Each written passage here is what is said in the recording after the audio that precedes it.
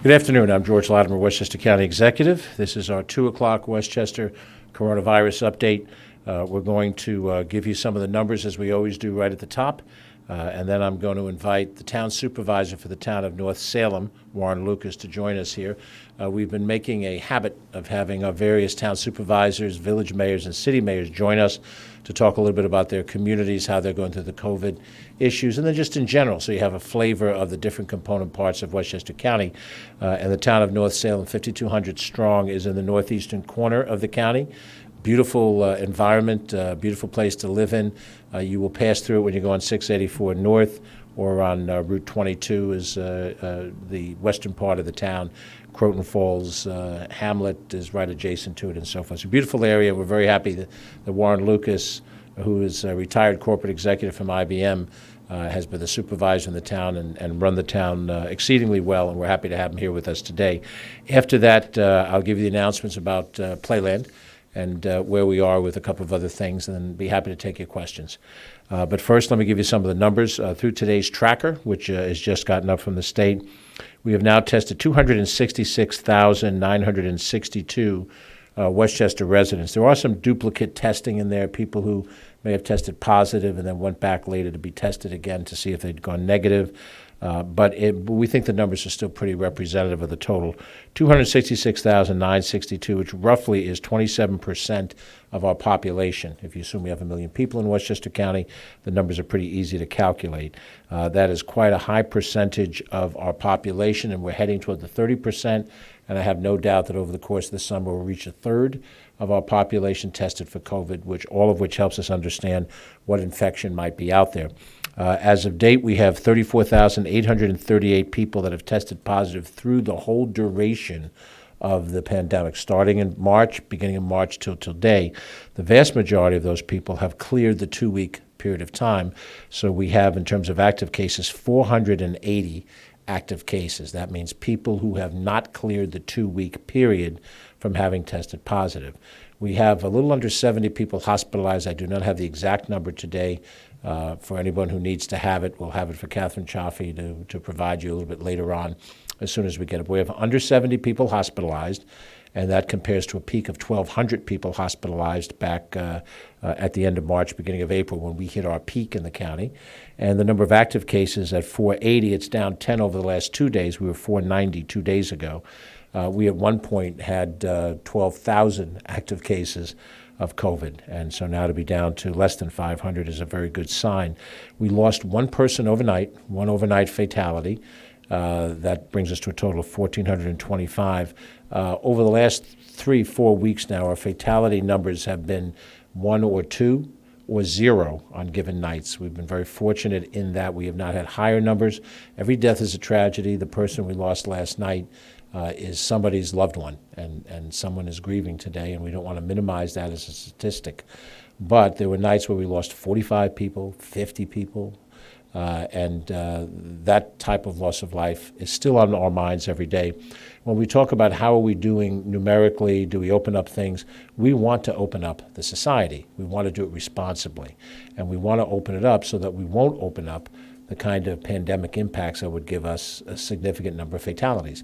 That's the whole reason for this, is to try to avoid people losing their life over this. So at this stage of the game, we continue to show a reduction in our numbers. Now, we've been following the spike that has occurred in Chappaqua, and that spike that came out of the high school experience and the party after the high school graduation, which is more likely than not where most of the circumstances happened, because it was the field night afterwards that was not organized by a particular organization, and the use of masks, were dropped down very low.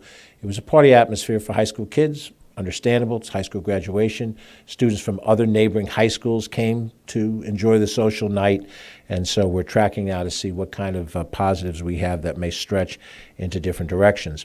We had 40 positive tests for COVID over the last day. The day before, the number I reported yesterday was 18 cases, and so now to jump up to 40, I think reflects some of that spike. The numbers that we have that relate to the Chappaqua incident now is 19 positive cases out of that, and we don't know how many more people will be found out. We have two great advantages today that we did not have 4 months ago when the first index patient occurred in New Rochelle. Number one, we have a robust testing system. We've talked about the numbers of people. It is much easier to get a test now than it was in March. If you recall, we did not have the CDC allow for the state to administer tests, much less the county, until 10 days or so into March, as I recall. So when the first patient came up, there was no place to test to find out how widespread the contagion had been. And we didn't have a system of contact tracing in place, which we do now. And so with each of these different individuals that test positive, someone is on the phone finding out who you interacted with over the last 14 days, and then call those people, find out if they're showing symptoms, isolation, testing, and a way to try to limit the amount of contact they have with other people and thereby spread the disease. If you recall back in those early days of March, we went from 1 case to 100 cases to 1,000 cases like that. And we're trying to avoid that, obviously, in this case. We hope that'll be the impact of it. But to have 40 new cases yesterday into today probably reflects that spike starting to show its presence in the marketplace.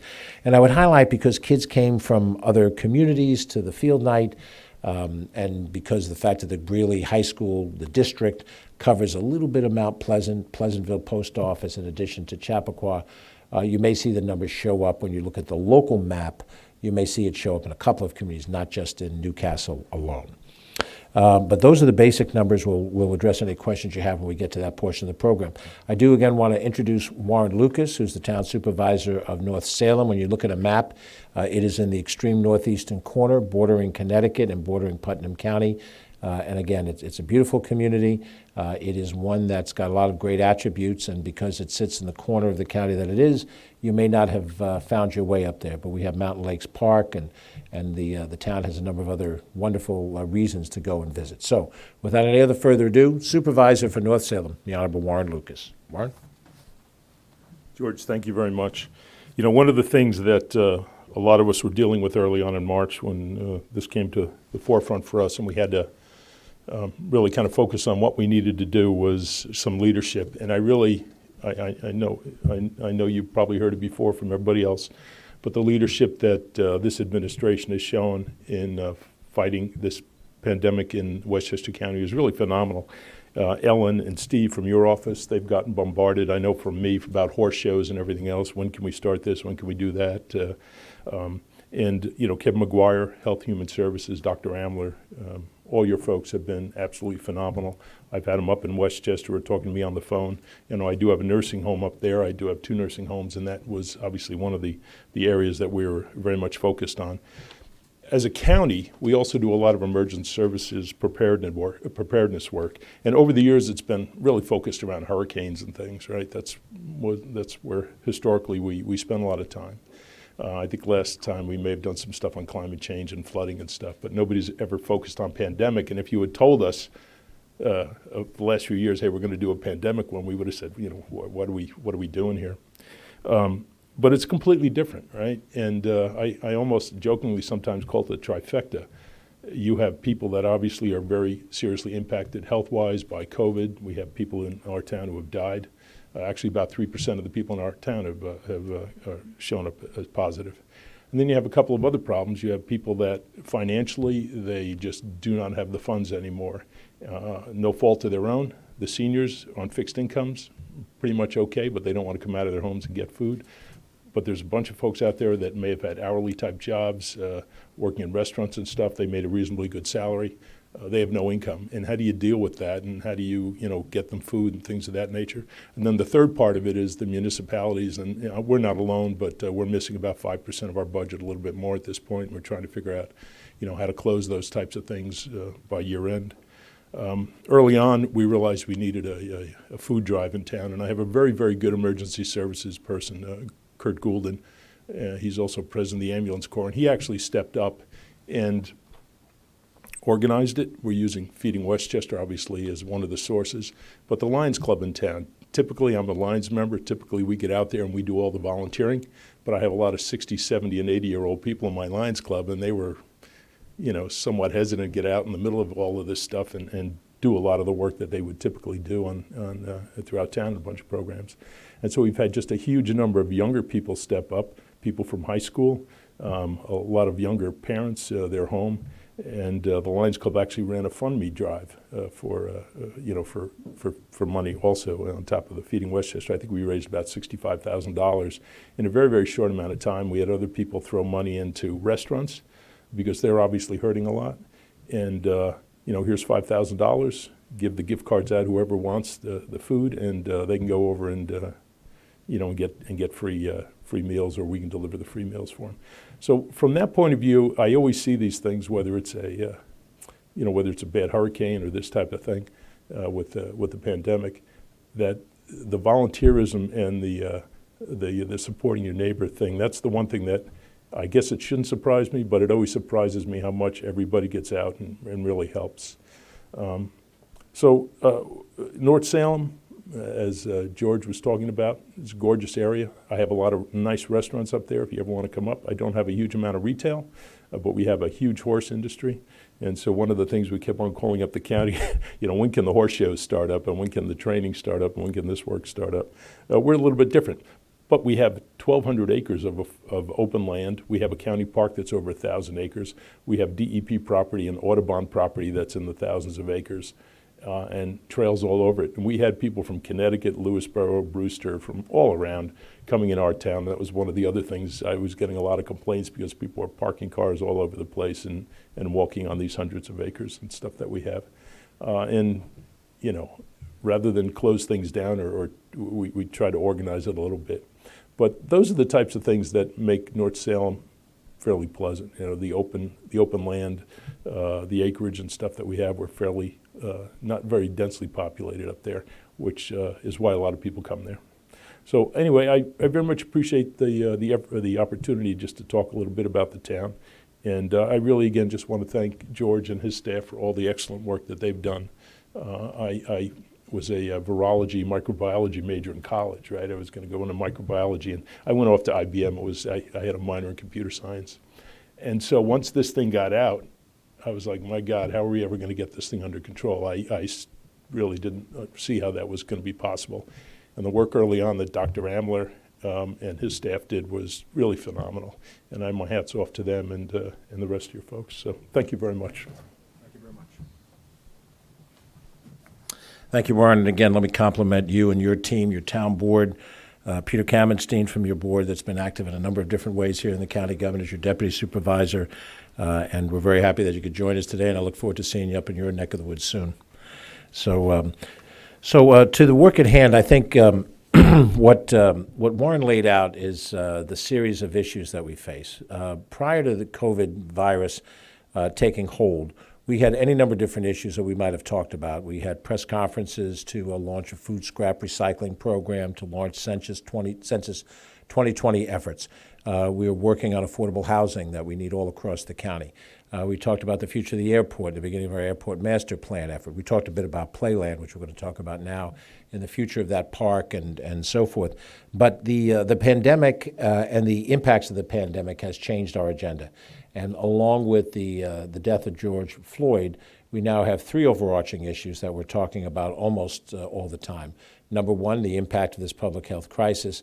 Number two, the fiscal impacts that come out of the societal shutdown that affects, as Warren said, individuals, small business people, large businesses.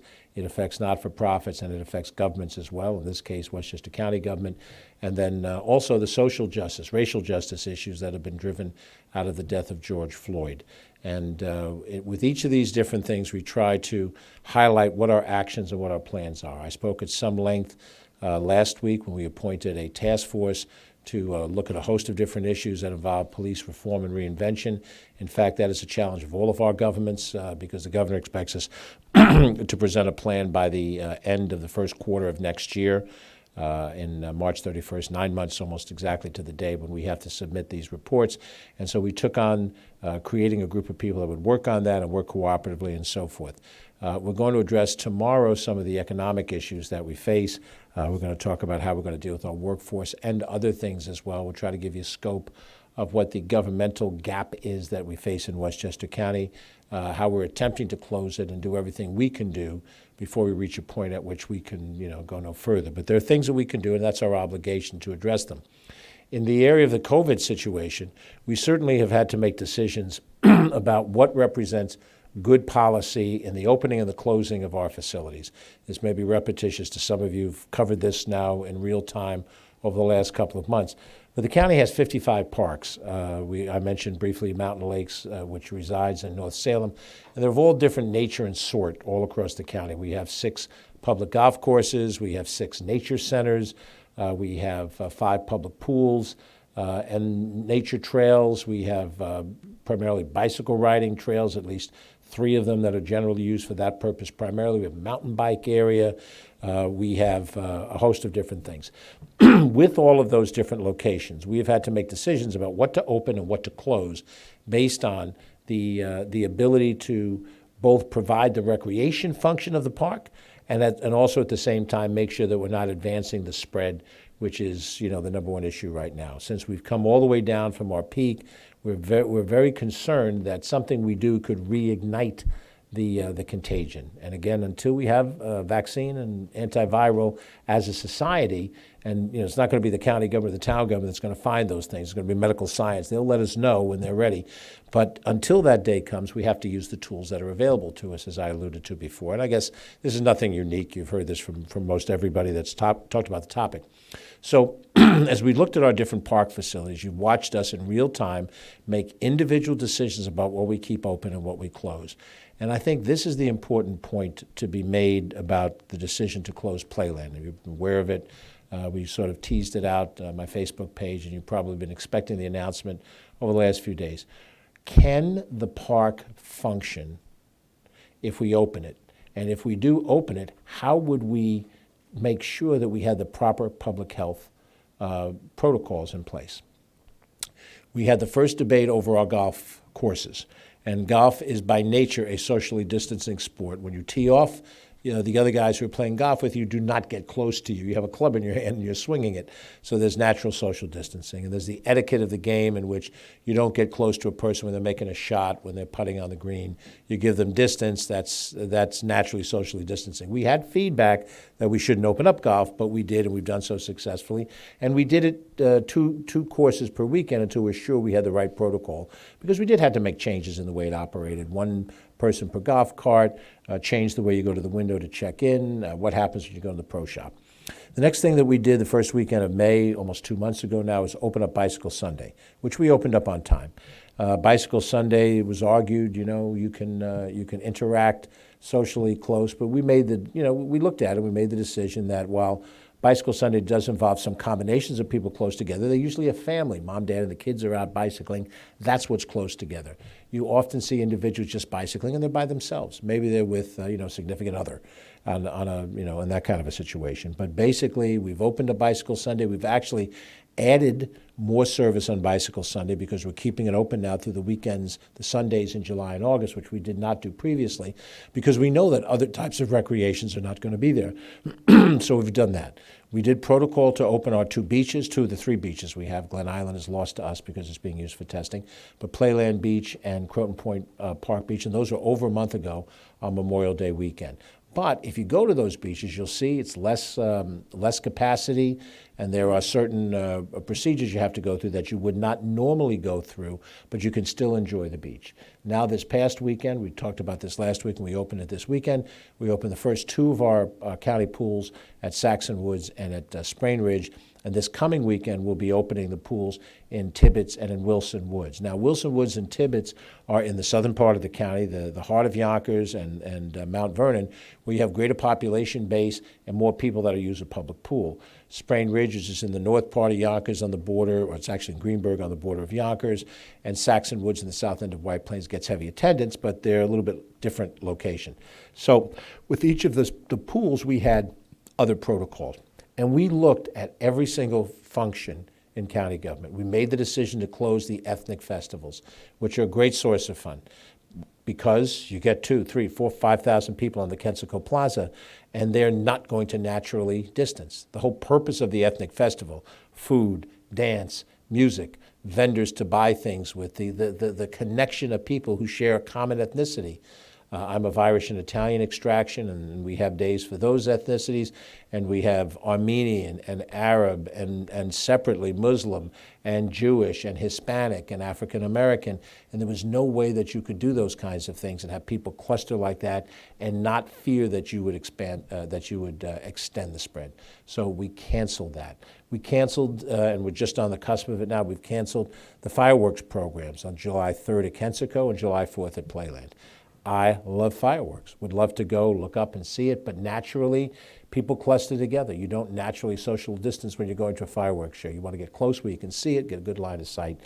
So we've had to close some things, we've had to open some things. The closure of Playland Amusement Park for this season is probably the toughest decision I've had to make, more because it's an emotional reaction to the decision than it was the intellectual decision to close it. First of all, Playland normally opens, the amusement park normally opens in the middle part of May. We have an opening day ceremony.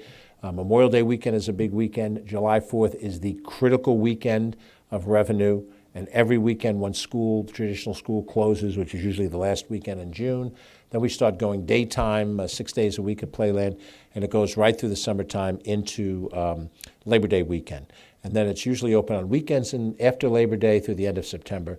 And last year, we extended those weekends a little bit further into the season. We thought that they would be valuable to get a different kind of a feel in the park when we start to get into the fall season, and it proved to be successful. We had attendance last year that broke 500,000, and we hadn't broken 500,000 in a couple of years. In fact, the year prior to that, we had almost 450,000 people, a little bit above that. So we had a 10% increase in attendance last year. We added a new ride in the Dragonator.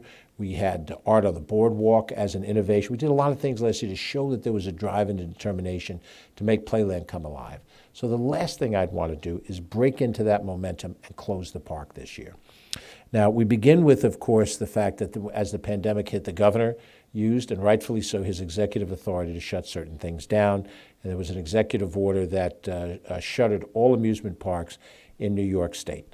And, of course, those amusement parks were located from Coney Island to the opening of the new Legoland up in Orange County and Darien Lake in upstate New York. There's so many different these places that were affected by that order, Great Escape and Lake George area.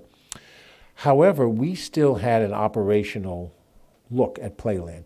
What would we do to open it if we could, and how much time we'd take? And we knew that it would take us at least a month, no less than 3 weeks, but probably a month to be prepared to open it. And as we've gone through the spread of the contagion, and we started going to phase 1, phase 2, phase 3, which is what we're in now, there was not enough significant improvement to justify what happens when 8,000 people go to one place at one time. It's analogous to what we face at the Kensico Dam Plaza with the ethnic festivals. So with that thought in mind, we delayed this decision. We saw the handwriting on the wall, but we delayed it. We lost Memorial Day weekend as a revenue. We announced that originally that it would stay closed until mid-July, hoping that things would get demonstrably better, and knowing that the governor's executive order still kept it closed. But, if things got better, we'd reach out to the governor and try to, make a case for why it should open. But realistically, we're at a point now where we couldn't make that case any further. A few things to note in the closure of Playland. The first thing is that we intend to maintain the beach being open. We intend to maintain the boardwalk being open, which is a site for people to walk back and forth, enjoy themselves. And there's a little miniature golf course, needs some work, but that's going to stay open as well as a recreation. On the north part of the parcel behind Playland and above is the Edith B. Reed Sanctuary. It's a nature preserve. It has access out to the Long Island Sound, and the Reed Sanctuary will remain open as well. So those other elements of what's at Playland will continue to be open. It's not a complete shutdown of the complex, but it is a shutdown of the amusement park. We are planning to have now a couple of drive-in movies this year in the Playland parking lot. Friday night, July 24th, and Friday night, August 7th, are going to be drive-in movie nights. Now, that's separate from the 2 drive-in nights that we've established at Kensico Dam Plaza, which are already set in motion for 2 additional nights, one July night, one August night. And so I guess if life gives you lemon, you make lemonades out of it. You use this big Playland parking lot, and we'll have a couple of drive-in movies. We have used the Playland parking lot already to host the Rye Neck High School graduation. They did a drive-in graduation I guess 10 days ago, almost 2 weeks ago. And the Rye High School graduation involved a motorcade that began at Playland. Everybody queued up, I think a week or two before that, and then went through the community to congratulate the grads. So Playland, and particularly that parking lot, which is right outside my front door basically, has been used productively, and we intend to continue to do that. What we also intend to do is to look at the capital projects that we have set aside for the improvement of Playland, things that we've committed to, Board of Legislators has adopted the money for, and we're going to try to move those things up and get the construction working as soon as possible. When you do work in the public domain, Warren can appreciate this, it takes time. You have to go through certain bidding procedures. You have to do a certain diligence. It's very different from what you do in the private sector once you've decided you're going to fix something and you get a contractor and off you go.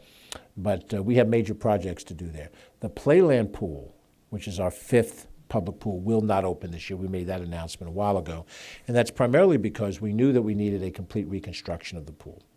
It's been designed, it's been financed, it's ready to go, and we needed to make this decision now in order for that decision to start to go into process. So if you do get to Playland a little bit later in the year, you'll see construction work going on at the pool site, which is what you see when you first enter Playland. As you come down Playland Parkway, there's an upper circle, and you see the words Playland. Right behind that is the Playland pool.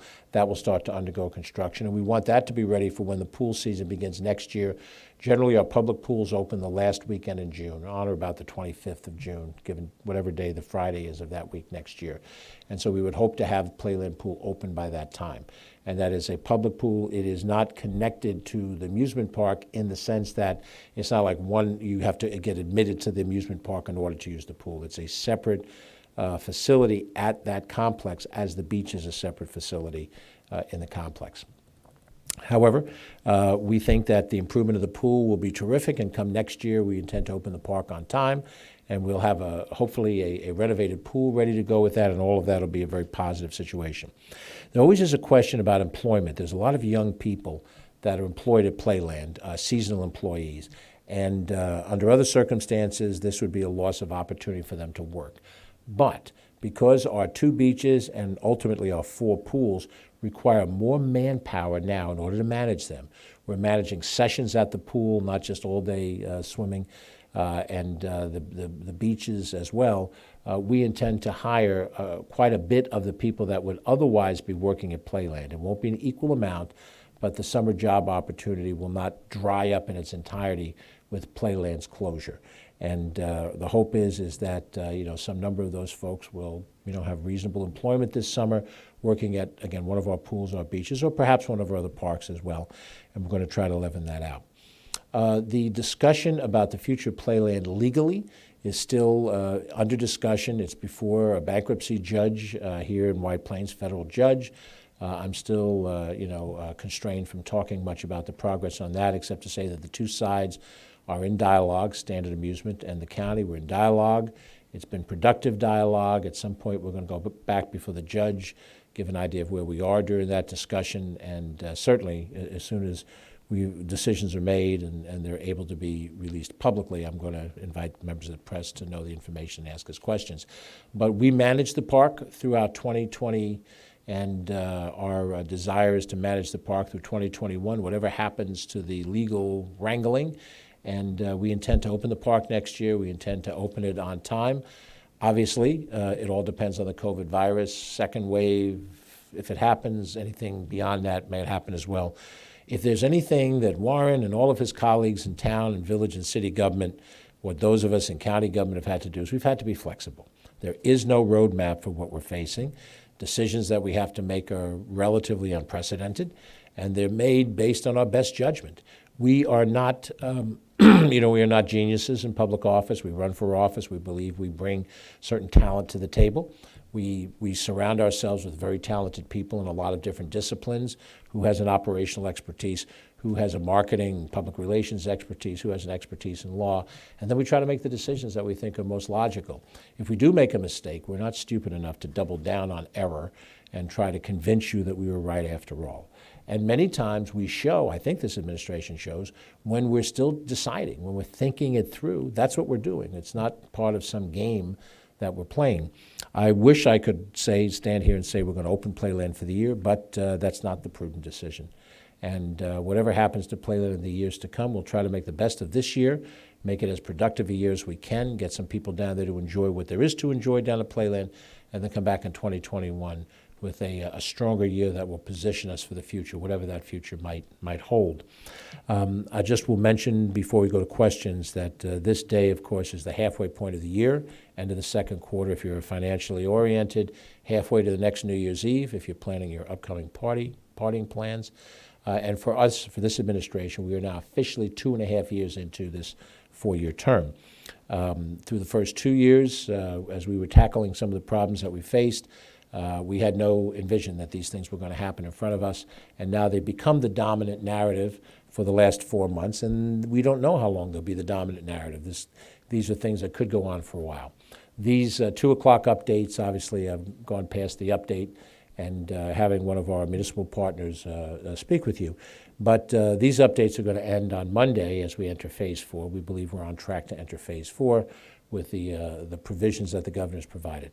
After that, we're going to be, as we normally would, having press conferences on different topics and different issues. If we see something important on the COVID, we'll mention that. And some of the other decisions that we have to make that are still ahead of us, we'll figure them out, announce them, and be happy to share it with you and answer your questions about it, as we'll answer the questions of people. But at the end of the day, to be a little more cosmic about all of this stuff, every level of government known to mankind has involved some executive function, a king, a hereditary king, a military leader, religious leader, whomever. Democracy is a different kind of a system, and it's still an experiment. Here in the United States, it's an experiment of 250 years in duration. There are other Western democracies that have been in effect a lot less than that. The German democracy rose in the ashes of Nazism. The Japanese democracy rose out of the ashes of Japanese militarism at the end of World War II. Democracy is an opportunity for everybody to have a point of view. And now with social media, everybody shares that point of view, and you can see that point of view. Your role as a free press is an essential part of democracy. If you like or don't like what I say, I have to learn to live with it. That's the give and take of society. But I think what we have to remember, too, is that at the end of the day, we're trying to accomplish things as a society. And one of the things we're trying to accomplish is to get through this pandemic. And in order to do that, the decisions we have to make certainly are subject to debate and discussion. Wear a mask, don't wear a mask. But democracy has to show the flexibility that not only can we let process occur, where everybody has free speech and involvement, but that progress occurs. Not just process, but progress. And that's what we're seeking to do in all of these different areas, to have something of tangible nature so that when this term is over, I am the 9th county executive, I assure you there will be a 10th, and there'll be an 11th. And when those terms come in, they'll have their priorities and they'll do things a bit differently, maybe a lot differently. But whatever it is, that will be the democratic small d system that we live in. And I accept that and I respect that process. And that is why we stop talking and we open it up to the press for any of your questions. Jonathan. How much revenue do you generally, on average, get from Playland? How much are you expecting to lose, and how is that going to impact what you're going to see? It's part of the gap of how much revenue we would expect to get. Now, obviously, we're going to save a certain amount of costs, so the net number is in play. We range at revenue at Playland as high as $5 million in revenue if all goes well. Obviously, you get rain on Memorial Day weekend and Labor Day weekend, the number probably gets closer to $3 million. But whatever it is, that most of that money is lost. There's some slight revenues. The beach generates a certain amount of revenue. The miniature golf generates a little bit of revenue, not much. Parking, we're charging for parking appropriately down there, and then some of the special events will have a price tag to it. But we're going to lose X number of $1 million in revenue with this decision, and that adds to the significant loss of sales tax revenue for the county, somewhere between 100 to 130 million, depending on when we come back. This is a lot of what I'll cover tomorrow in greater detail. Maybe we'll have some slides prepared that can go up on the graphic and all that. But sales tax is the big loser for us. And then other factors, hotel tax revenue lost, the bus system revenue is a loss, and now the summer parks revenue is going to be down dramatically. What I would say, though, is while Playland closes, we've generated surprisingly more revenue from our golf courses this year than we've had in the past. There's a demand that is being satisfied. So when it's all said and done, there'll be a net loss of money, but the total impact of the budget, if you take into account that we won't be spending as much as we would have, will probably not be as dramatic as one might think. Other amusement parks in other states, Jersey, Pennsylvania, are planning to open up. Specifically for Playland, are there reasons that you see differ from these other states? Well, first of all, the parks that do open up that are standalone businesses, are in a different situation than we are. They have to determine whether or not they're going to survive as a business entity at all by staying up or not. There are certain amusement parks that are structured revenue-wise, where the amusement park has a certain amount of revenue and profit that it creates, but ancillary elements around it become more profitable. If you go to Hershey, Pennsylvania, Hershey Park Amusement Park is a profitable park, but they have hotels around that. Now the hotels are impacted too in the world of travel, but if you look at a P&L of the Hershey complex, you'd see that what generates in food and beverage, other spending by people who travel as a destination location will do that. We have the disadvantage of northern weather. I mean, there's northern weather in Great Adventure, Jackson, New Jersey. There's northern weather in Hershey or Dorney Park in Allentown, and of those natures. But also the size and the scope of those parks are much larger. Playland is considered a small regional park in comparison to some of those. So their ability to stay open, is because I think they feel that economic necessity, try to make a go of it. Also, as I've looked at some of the different parks around the country, they've had to add lots of additional services. I think, I saw that Disneyland in California is planning to do temperature testing for everybody who walks through the door. That is a massive task of both bodies and expenditures. So while they open, we're going to find out how much attendance will they get and how much money do they have to spend in additional operational dollars to get that amount of revenue. So there's another problem with all of these things. This applies not just to Playland. When we talk about opening something, let's open restaurants, let's open stores. Now it's legal to walk into them, even at a lesser amount. How many people, though, will make an individual decision not to go back out into the society because of their concerns? Warren mentioned this when he talked about the Lions Club. And, how many folks of a certain age will say, under normal circumstances, I would go out to dinner. Under normal circumstances, I don't know how comfortable I feel right now under normal circumstances. And that was part of our thinking in terms of Playland. We get our attendance, if you did a round number, 25-mile radius around Playland, go into the Bronx, go up over into Connecticut, heavily throughout Westchester County. We draw heavily from the urban centers. Those are decisions that are made, sort of like this. It's a different decision than we're going to, Hershey, Park for a weekend. And so we think those decisions would be impacted more by the virus when it's that type of a decision. So for all of those reasons, we thought that we would be better off keeping the park closed, do the upgrades, make it more ready for next year. And it's a subjective decision. We're going to find out if these other parks kick butt, then, maybe the decision wasn't the right decision, but we think it's the right decision.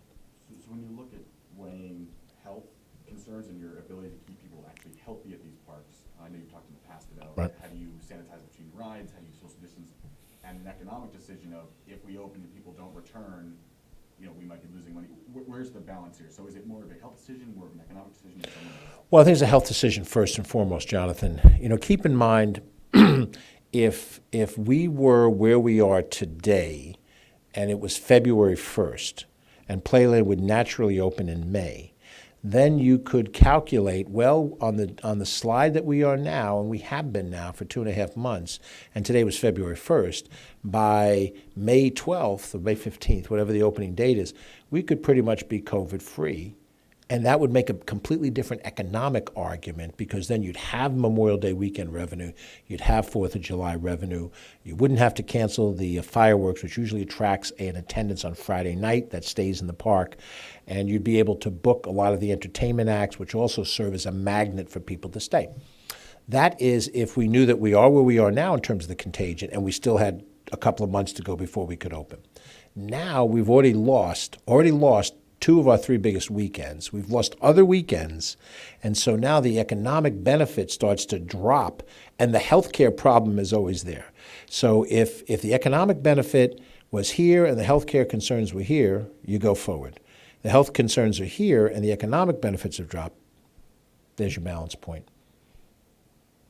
Other questions? Catherine Chaffee may have some. Yes. So this is from the Journal News. Yes. They ask, has Playland ever been closed for an entire season? The amusement park endured World War II and a few major fires that burnt down large portions of the park, but has it ever been closed for an entire year? To our knowledge, no. And I'm sorry that I have to be the county executive to do this. You may remember, those who covered this, it's a lesser, critical story.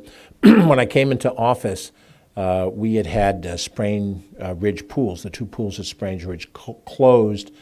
The larger pool had been closed, I think, for 8 years at that point, 7 years consecutively.